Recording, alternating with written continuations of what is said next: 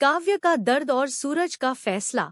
आरव की मौत के बाद काव्य बहुत अकेली और उदास हो गई है। मिडनाइट। उसका भाई सूरज, जो दादा भाई भी है, अपनी बहन का ये दर्द नहीं देख पा रहा और वो काव्य की नई शुरुआत के लिए एक अच्छा लड़का ढूंढकर उसकी शादी करवाना चाहता है। केस में नया ट्विस्ट। दूसरी तरफ आईपीएस ईशा, जो सूरज की पत्नी है, अपने फर्ज के मुताबिक दादा भाई के खिलाफ सबूत ढूंढ रही है। लेकिन कमिश्नर साहब रिश्ते की वजह से प्रोटोकॉल के तहत ईशा से ये केस वापस ले लेते हैं। आईपीएस सागर की एंट्री। ये हाई प्रोफाइल केस अब एक नए और सख्त ऑफिसर आईपीएस सागर को दे दिया जाता है। सागर आते ही ईशा को वार्निंग देता है कि अगर उसने अपने पति को बचाने की कोशिश की तो उसे भी मुफरिम माना जाएगा। आखिरी क्लाइमैक्स। कहानी तब बहुत इंटरेस्टिंग हो जाती है जब आईपीएस सागर को दादा भाई सूरज के एक गप्ट सीक्रेट ठिकाने का पता चल जाता है, जहां सूरज काव्य के रिश्ते के लिए लार्क वालों से मिलने गया होता है। सागर अपनी पूरी फोर्स के साथ उस जगह को घेर लेता है।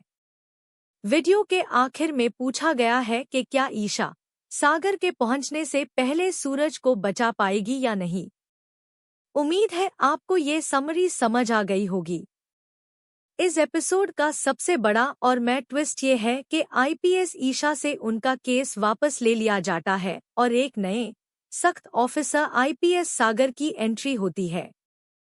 पहले ईशा अपने पति दादा भाई सूरज के खिलाफ सबूत ढूंढ रही थी, लेकिन कमिश्नर साहब को लगता है कि पति पत्नी का रिश्ता होने की वजह से प्रोटोकॉल के मुताबिक ईशा इस केस को ठीक से हैंडल नहीं कर पाएगी।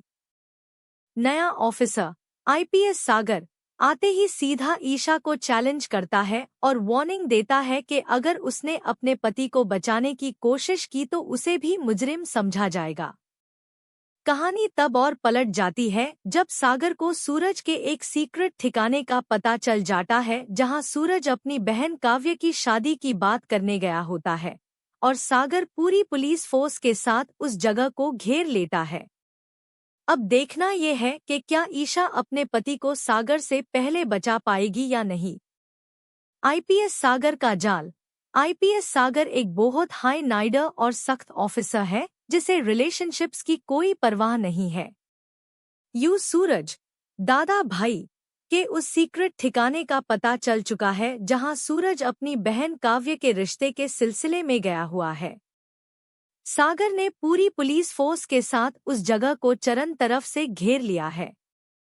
ईशा की बेप्सी। ईशा इस वक्त बिल्कुल बीच में फंस गई है। वो एक तरफ अपने परिवार को बिखारता नहीं देख सकती,